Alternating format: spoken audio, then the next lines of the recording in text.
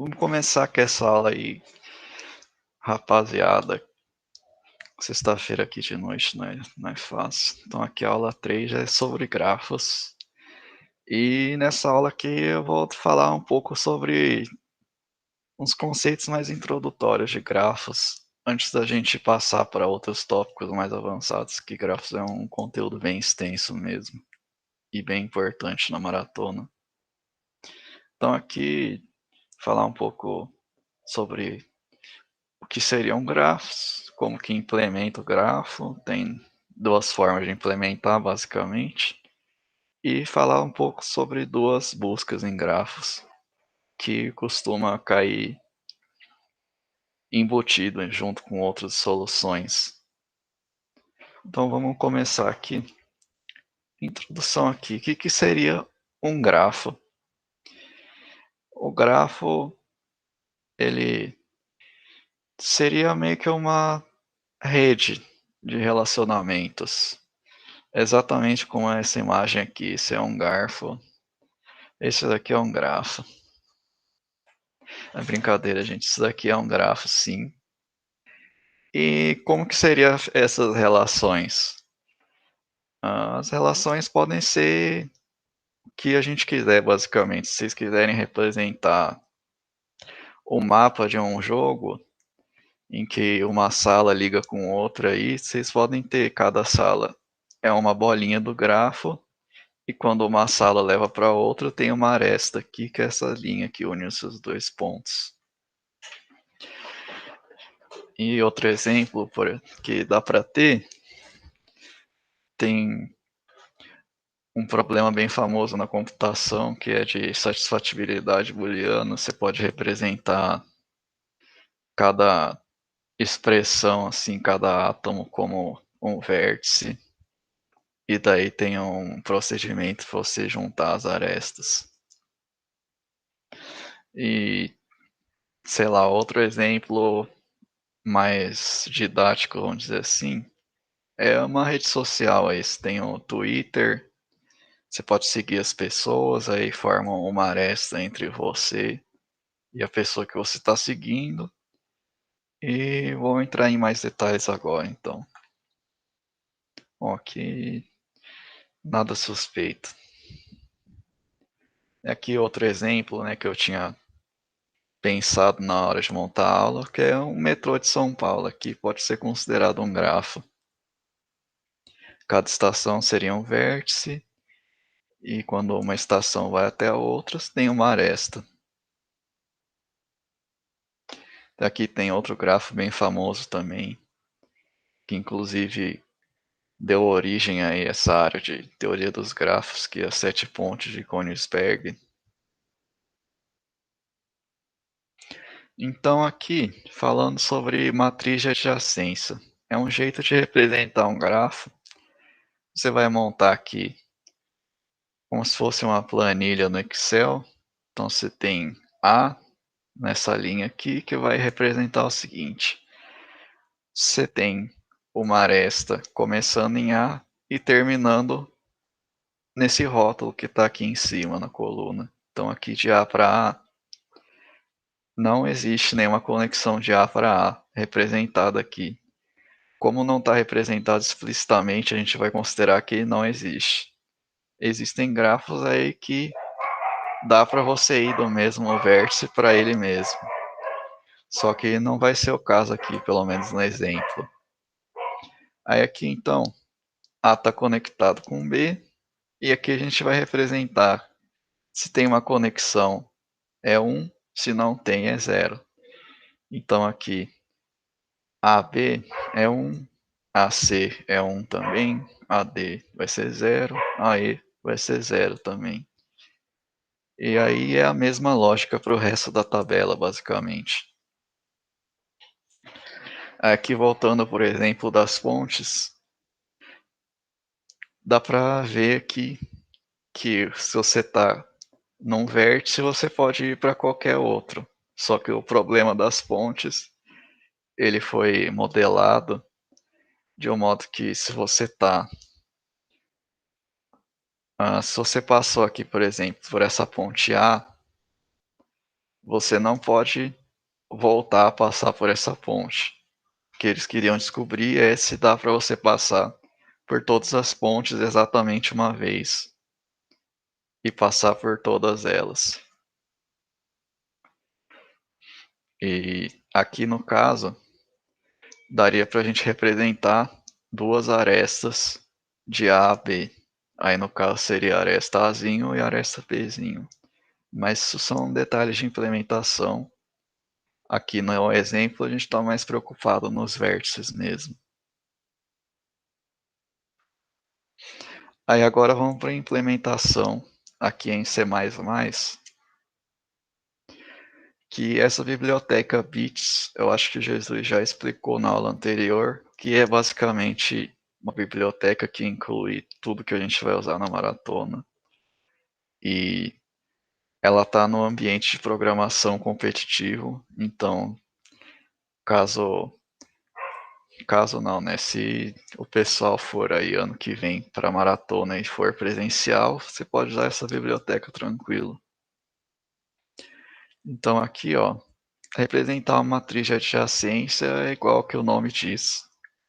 Você pega a matriz, inicializa aqui n linhas, n colunas, que no caso vocês podem ter dimensões variadas, mas no nosso exemplo é n por n. E daí, aqui a gente está inicializando a matriz com 0. E daí aqui, você vai dar um input quantas arestas você quer que tenha. Aí você vai especificar. Existe uma aresta que sai de A vai até B. E existe uma aresta que vai de B até A. Porque no exemplo que está aqui, é um grafo não direcionado. E isso daí é um detalhe importante também, que os grafos eles podem ser direcionados e não direcionados.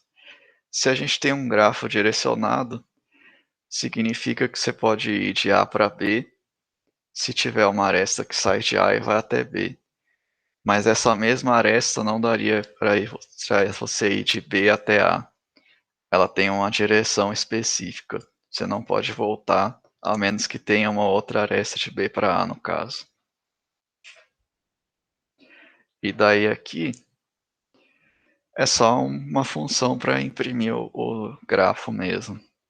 Isso daqui é um exemplo só para quem não está acostumado a mexer com grafo, ficar mais didático aqui. E outro detalhe é que esse for tá sem umas chaves, porque não ia caber direito no slide. Só percebi agora. Aí aqui tem outro jeito de representar os grafos também. São listas de adjacência. E daí, como que seria isso, basicamente? Aqui na matriz, a gente tem A até D, são os vértices. Aí aqui, em cada linha, você vai representar A até D. Então aqui vai ter um vértice que vai estar com rótulo 0, uma aresta com rótulo 0, perdão. Na lista de adjacência, a gente não vai precisar representar uma aresta que não existe.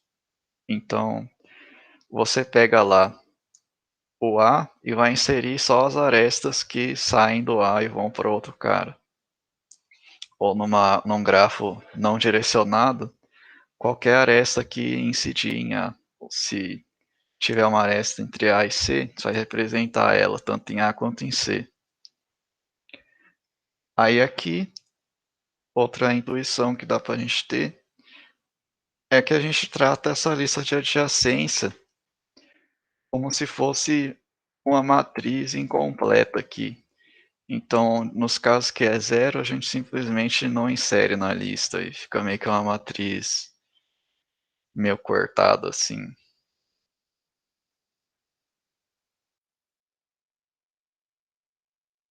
Aqui é um exemplo. Obviamente, isso é um PNG, esse fundo aqui. Se você está vendo, eu sugiro que você consulte um oculista. E aqui, ó, se tem o vértice 4, aí a lista dele tem o 3, que ele está conectado só com 3. O 3 está conectado com o 1, 2 e o 4. Então aqui tem 1, 2 e 4. Mesma coisa para o 1 e para o 2. Aqui 1 tem o 2 e o 3. O 2 tem o 1 e o 3. Outro detalhe importante é que essa lista a gente não implementa como uma lista ligada, porque para você acessar um elemento na lista ligada fica linear a complexidade. Então a gente implementa num vetor mesmo que fica constante.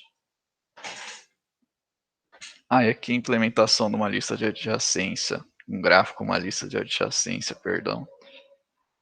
Aqui é parecido com o outro, que o único detalhe aqui é que tem um vector. E aí esse é um negócio meio amaldiçoado para quem não está acostumado.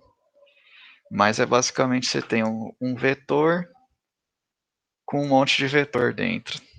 Ou seja, se está na posição 0, você vai ter um vetor lá representando quem são os vizinhos de 0. Na posição 1, a mesma coisa, quem são os vizinhos de 1.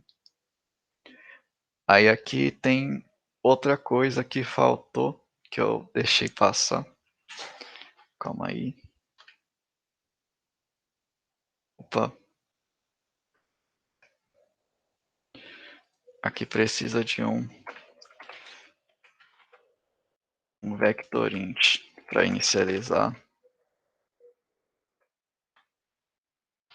Senão, na hora de você ler o elemento, vai dar erro de segmentação, porque no caso o vetor não tinha sido inicializado. Inicializou só o vetor de fora, mas o vetor de cada linha não foi inicializado. Aí, agora para a parte de busca em grafos. Vamos começar aqui pela DFS, que basicamente é assim. Começa no vértice, coloca os vizinhos dele numa pilha. Aí lembrando que a pilha, quem você inserir por último vai ser removido primeiro. Então aqui você tira o nó do topo da pilha. E daí você vai começar por esse nó que você acabou de remover. E vai repetir esse procedimento até você visitar todo mundo ou até você encontrar o que você quiser achar. Aí outra parte importante de falar, que em grafos, normalmente a gente costuma ter ciclos. O que seria um ciclo? Seria basicamente o que a gente tem aqui, ó. 1, 2, 3. Você pode ir do 1 pro 2, do 2 pro 3, do 3 de volta pro 1, ficar repetindo isso daqui. Então a gente precisa ter algum tipo de controle para saber quais vértices a gente já visitou no grafo. E essa parte é bem importante. A gente costuma implementar um vetor auxiliar que é booleano só para falar, a gente já visitou aquele vértice true, false, e daí a gente continua a busca com base nisso daí. Aí então aqui a implementação de DFS que eu fiz em Python para ficar mais simplificado. Simplificado não, mais visível. Opa, aqui tem um erro de formatação.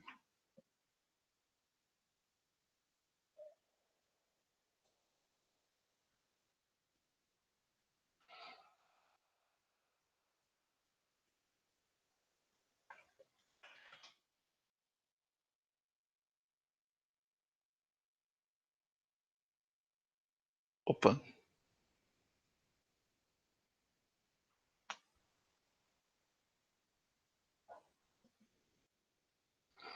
Calma aí que o meu computador é lento aí. Aí foi.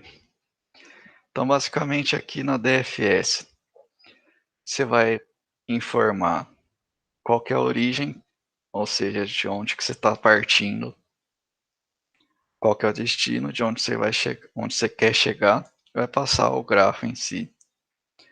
Aí essa aqui é uma implementação iterativa da DFS, mas como o algoritmo funciona com uma pilha, dá para implementar de um jeito recursivo, já que para fazer a recursão, o computador utiliza uma pilha também, mas é um detalhe.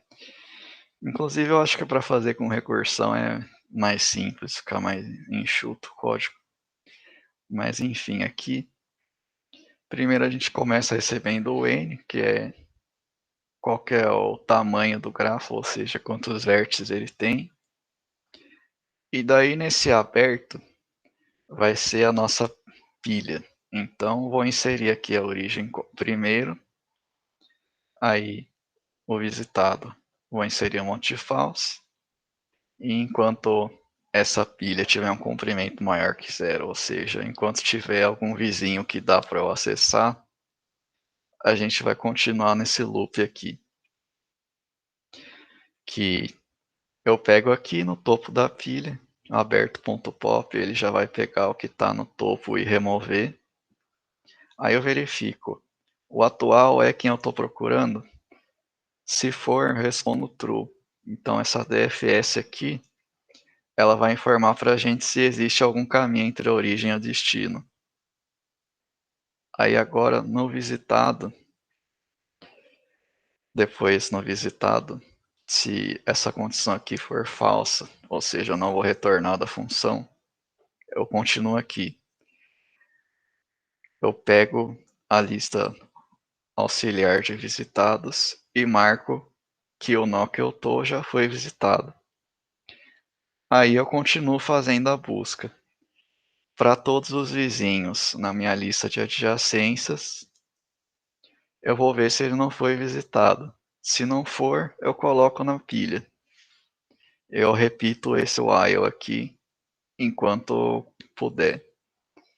E aí, se eu não achar um caminho até o meu destino, eu retorno false. Aí agora o segundo tipo de busca que a gente utiliza vai ser a BFS, que é a busca em largura, que é basicamente uma DFS, só que ao invés de usar uma pilha, você usa uma fila. Ou seja, você insere lá os vizinhos. Aqui no caso T tem o 1, insere o 2, insere o 3, insere o 4. Aí você olha o 2, insere o 5. Aí você volta pro 3. O 3 vai ter o 6 e o 7. O 7 aqui. Aí você volta pro 4. O 4 tem um 8. Aí você volta pra cá, não tem ninguém. Você vai pra cá, insere aqui. Aqui não tem ninguém. Aqui não tem ninguém também.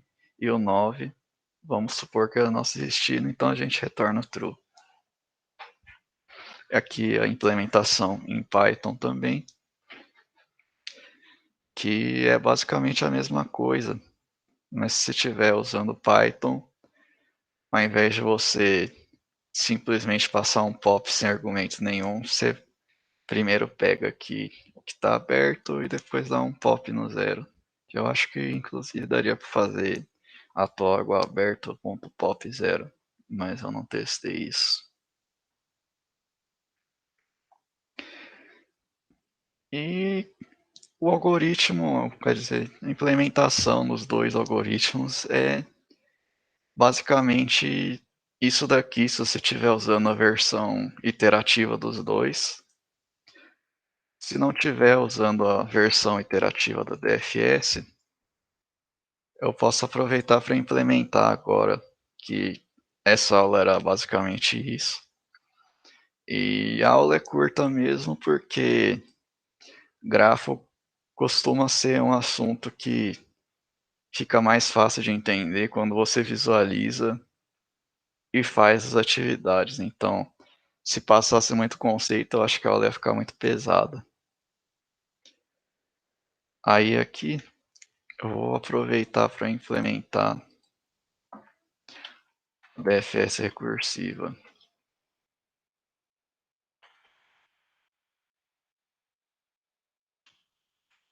Aí aqui estou compartilhando, criando um repositório aqui. Eu vou mudar para o tema claro que o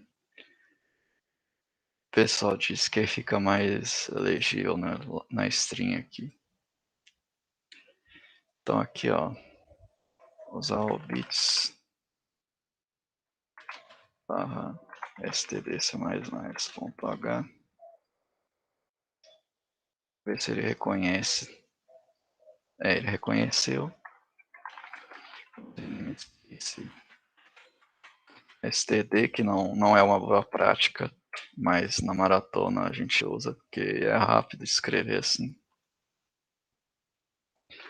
É aqui fazer uma DFS void mesmo.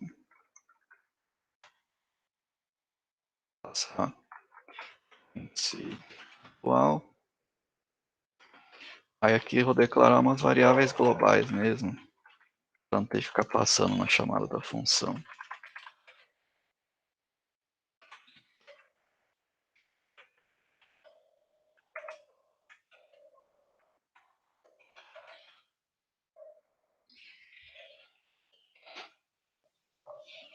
Aí aqui seria o primeiro passo, o visitado atual. Opa. Visitado atual igual a true. Daí for int vizinho no grafo atual. Que essa daqui é um for bem interessante de usar na maratona, que ele é basicamente um for each, né? Você tem que especificar o tipo que você quer, aí você dá um nome, 2 pontos, e o que vem depois dos 2 pontos é o objeto que você quer iterar. Então aqui eu vou pegar todos os vizinhos que eu armazenei no grafo atual, na lista de adjacência.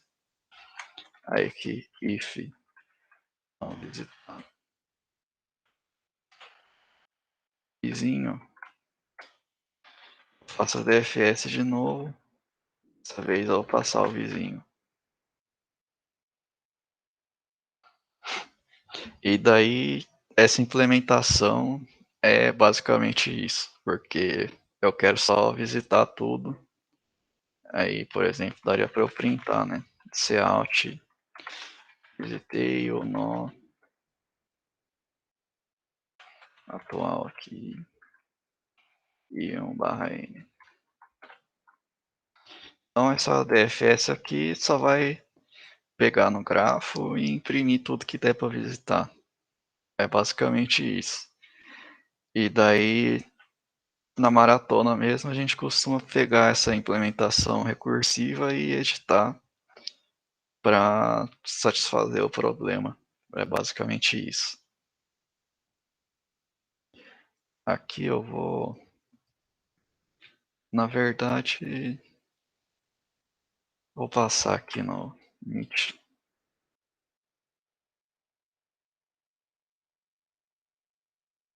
Não está formatado certinho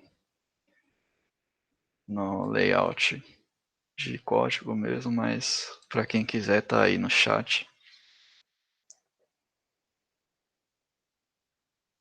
Ah, e outra coisa que não pode esquecer é do visitado e o grafo no escopo global, porque senão o código não vai funcionar.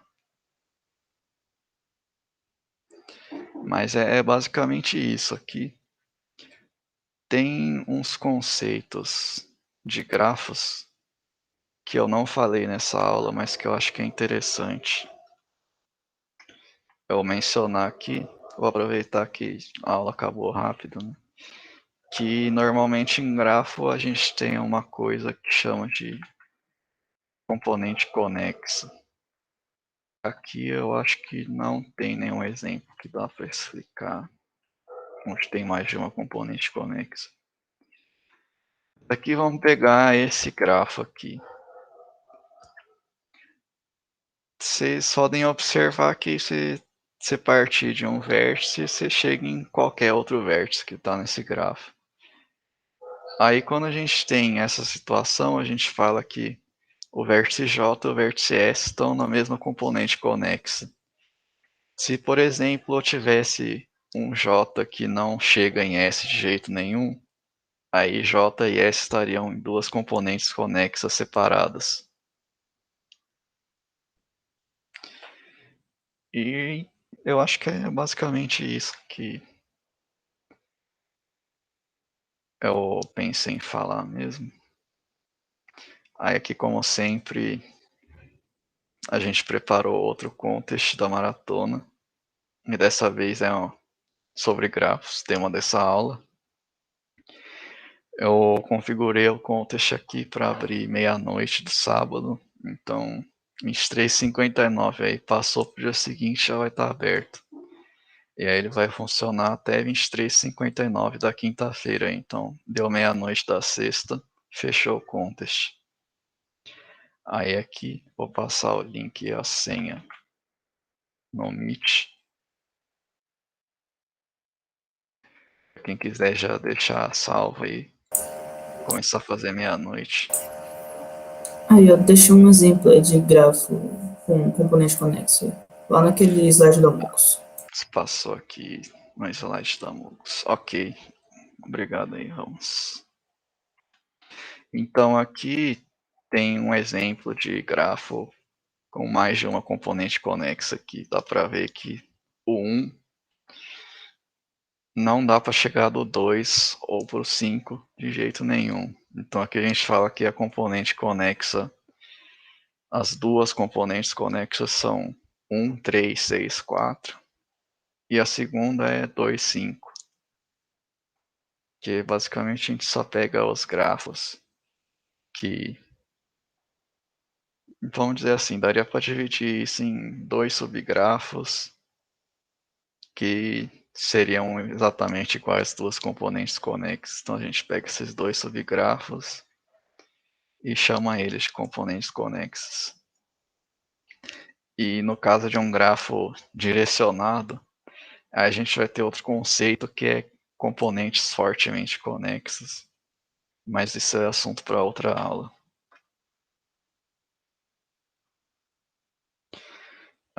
O que eu tinha para explicar era isso, basicamente. Se alguém tiver alguma dúvida, fica à vontade aí para perguntar.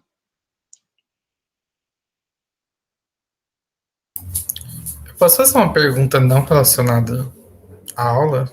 Hum, Eu entrei atrasado hoje. Mas, tudo tipo, bem. é mais sobre a inscrição da maratona, assim. Tipo, Ah, tá.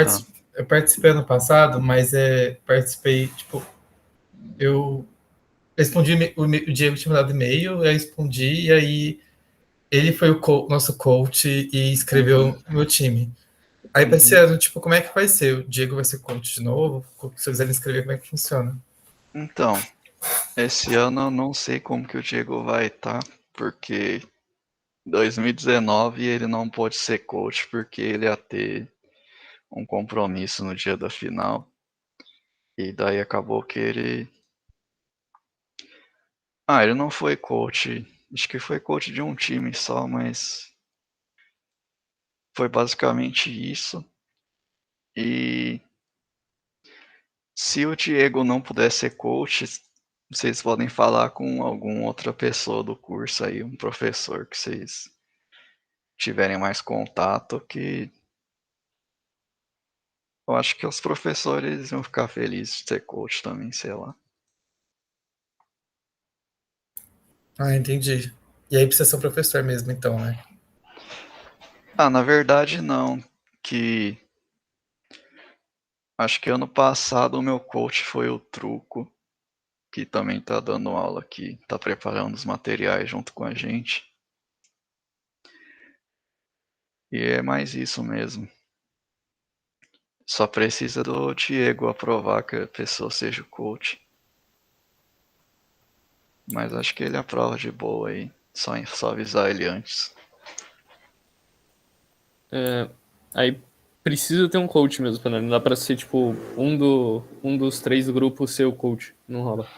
Não, aí dá pra você tá num grupo e ser coach de outro, mas não dá pra alguém de dentro do grupo ser coach do time.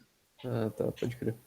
Valeu. Vou compartilhar aqui então, já que, ó, aqui tem as instruções em inglês, mas eu vou dar uma traduzida aqui bem rápido, que tem um link aqui em cima para criar uma equipe. Daí é basicamente o seguinte: se você já tem uma conta, você vai direto para a página de criação de time. Se você não tiver, tu vai pedir para você criar uma conta aí. E daí, você é o coach aqui, vamos supor. Então você escolhe o lugar que você quer competir. Você vai inserir aqui qualquer equipe, qual que é o nome da universidade. E daí aqui, se eu não me engano, a UFSCar está como Federal University of São Carlos. Então o nome está em inglês mesmo. E daí você confirma o que você preencheu lá. E daí, depois você cria um time, você vai para o menu das equipes que você está como coach. Aí você clica lá na equipe que você quer editar lá. E para você inserir um participante, essa pessoa tem que estar inscrita no site também. Então é um ponto importante todo mundo criar a conta antes de tentar fazer o time. E daí você vai ter uma barra de pesquisa lá para inserir o e-mail do participante. E daí a pessoa vai lá confirmar, todo mundo confirma. E a maratona, a maratona, no caso, o ICPC, que é responsável pela maratona global, eles vão verificar lá se não tem nenhum problema, tipo um participante está inelegível e já estourou o limite de tentativas. Mas aí se tiver tudo certinho, ele vai marcar aqui accepted como o status do seu time. E daí depois que vocês estiverem inscritos no time, nessa etapa E aqui, vocês vão receber um e-mail com uns detalhes aí sobre como vocês precisam preencher a página de participante, mas isso é mais para quem não tem uma conta ainda. Quem já se inscreveu pode usar mesmo os detalhes das edições anteriores, se tiver atualizado. É isso basicamente.